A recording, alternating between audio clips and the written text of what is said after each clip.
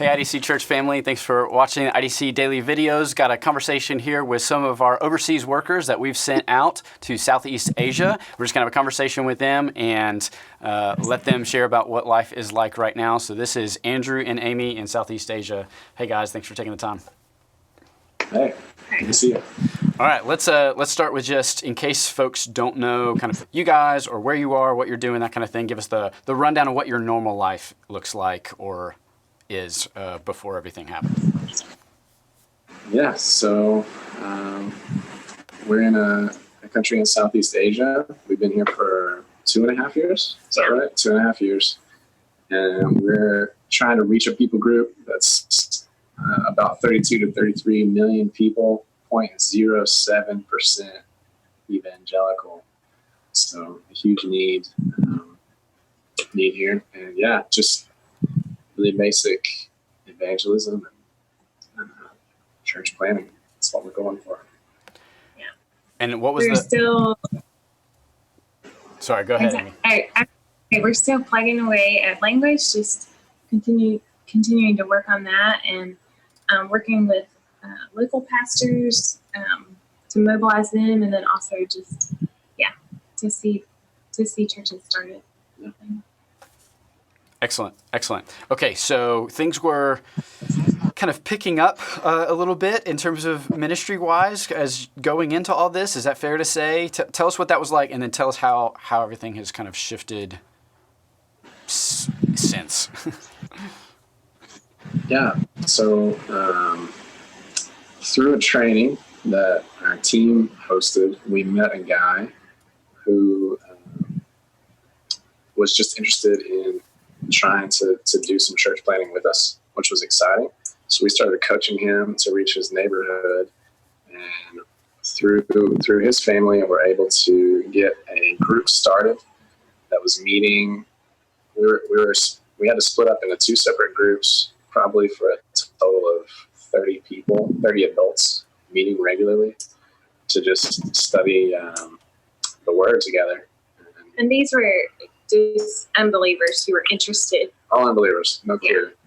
Yeah, so it was going really, really, really well, actually, I think. And, a lot of them were showing interest. Some of them were saying that they believed. I'm not sure exactly what that meant, what that means, but the next lesson we were going to do with them was going to be believe and be baptized was the topic. And right as we were doing the lesson before that, right at the end of it, the partner that I'm talking about, his father just suddenly got sick and passed away, which caused us to have to cancel some meetings after that, obviously. And then COVID hit. And so I don't know how long it's been now, but all of that's been put on hold. So we're really burned about that. If you want to keep praying for those people, we would really appreciate your prayers for that the Lord would continue to work on those people's hearts, just from what they heard before. Yeah. We haven't talked about this, but is there any chance that his father passed away from COVID-related stuff? What do you think? I don't know. He was he's throwing up a lot. Okay. It was a very sudden onset of something, and he died. It's very. Yeah. I don't know. Okay, so that was kind of the ministry pivot. What has the progression of kind of in you guys' country, how has the coronavirus kind of come in? How has it reshaped your particular landscape during this time? I would say it's been really weird. Like we do border the originating country. So we thought it was going to happen really quickly, and it didn't. And we think it has been here for a long time, but our government was very slow to act on anything. So nothing changed for a while. And then, restrictions were put in place maybe beginning of April. And so we've been on a shutdown, stay at home, whatever. But the numbers just trickle in. But our country is crazy about quarantining. We have 60,000 people in the country in quarantine, and I think we have 150 confirmed cases and 60,000 people in quarantine. And quarantine there doesn't tell us what quarantine means there. it's like in a government facility. If you do have money, you can pay to stay in a hotel. But that's like our bigger fear than getting the virus. It's like falling in the hands of a If they send you to quarantine. the government facility, it's like everyone that has it all together in like a one level of a giant building, and your beds are like 3 feet apart from each other. Anyway, Bad news. so right now our stay-at-home orders are till May 15th. So we're hoping that it'll be lifted, but it's hard to tell. But our country is very poor, so people live day to day. So it just can't last forever, the lockdown. Like today I went to the market, the biggest market in our city, and it was bustling. So anyway, a lot of people are out of work. Right. Food and provisions while you went to the market or whatever. So like you guys have ready access to everything you need. We do. We did, when it started, we didn't know what was going to happen. Like if this whole country we didn't know. So we stocked up. We bought a freezer, a deep freeze. And so we do, the grocery stores have stayed open in the market. So we have access to food. Gotcha. So you guys are having to stay, do you just stay, other than going to the grocery store, are you guys just staying home like kind of all day, every day? Yeah, we are. We're thankful for a house with a yard because we can get out we have a concrete yard, but it's a yard. Yeah. But our market, we go to the market now. It's mango season now, so we go to the market almost every day just to get something, just to get out and see people. Mm-hmm. Been spending a lot of time lately fighting termites. That's our highlight. Is this a normal occurrence for you? Like, are termites a normal part of your life? Yeah, we got some serious, like Jumanji level bug problems up in here. So I think, yeah. But we're in a current, like, we're on the apex of a bug story right now. It ebbs and flows. What do you mean? What do you mean that? What do you mean? You're at the apex of a bug story, like.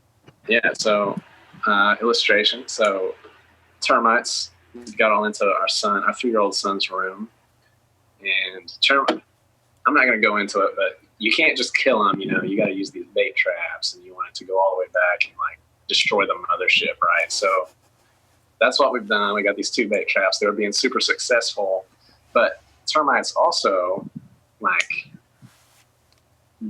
morph into flying bugs sometimes, like a massive cloud of them. Before they mate.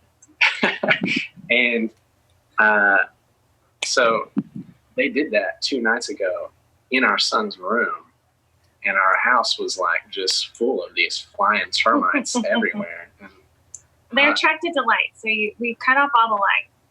But they were still, and Andrew just gets the vacuum and goes.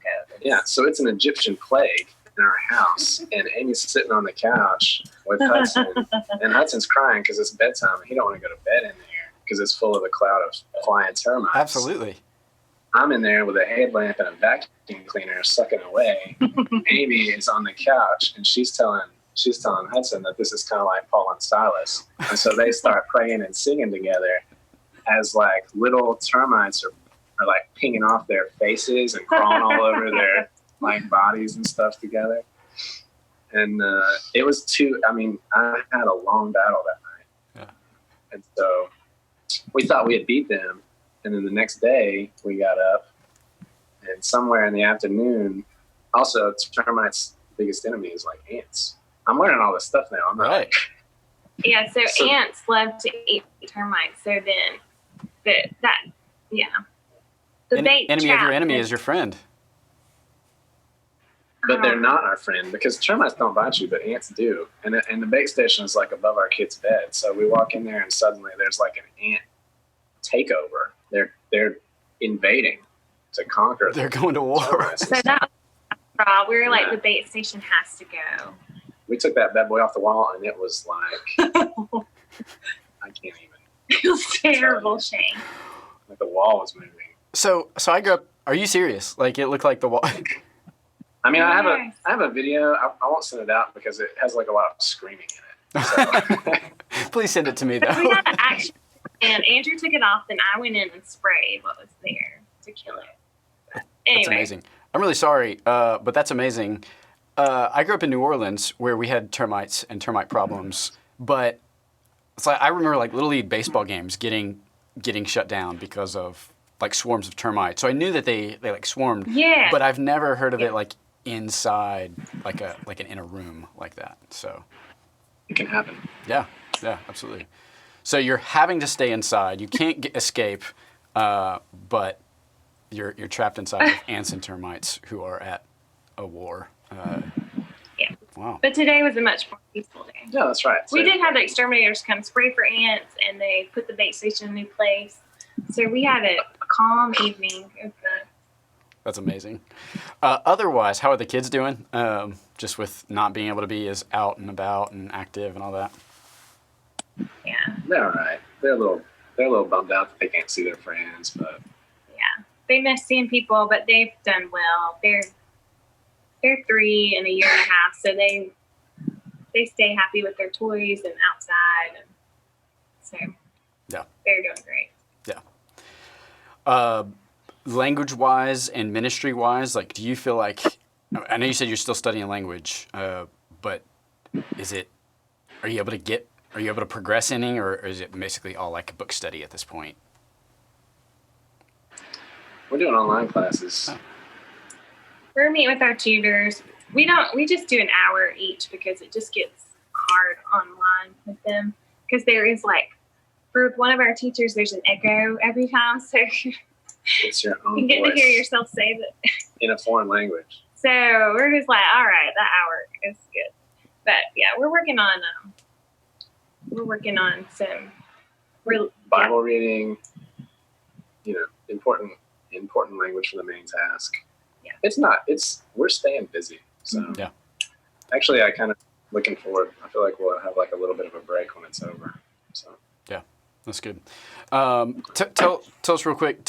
I want to hear more details as well, but you had told me that you had bought like a massive bag of rice at the beginning of all this, and then you were able to serve that to other family. Like, how did that come about? Just fill in that a little bit more, just about what any kind of ministry has looked during this time. yeah, so we've done rice distribution a couple times. The first time was 70 families from that partner's neighborhood. We're super glad to be able just to reach out to them in a way that let them know we love them and care for them. We couldn't go, we weren't allowed to go there, but we could get rice to them. So that was great. And then a bunch of girls that Amy works with, we were able to get rice to them, like a pretty big bag. Like the first bunch was like 6 days worth. The second was like probably 2 weeks, I think. And then sometime this week, there's a lot of church leaders, pastors who are also kind of suffering right now because churches can't meet, so there's no tithing happening.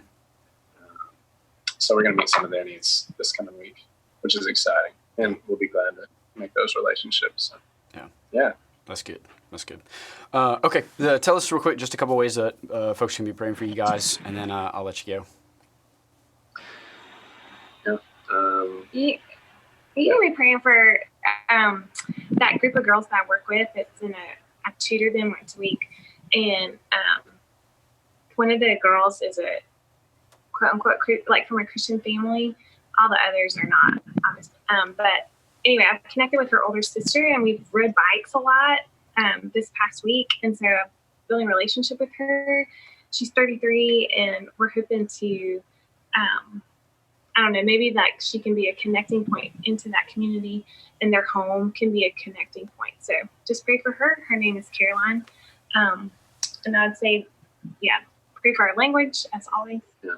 And then for the families that I already said this, but the families that we were working with before, just pray that we can kind of fluidly pick back up where we left off, and that the Lord would work in their hearts. Yeah, excellent. Well, guys, thanks for the time. Appreciate the update. Appreciate the stories, and we'll be praying. And we'll, if depending on how long this goes on, we might circle back around to you guys. All right.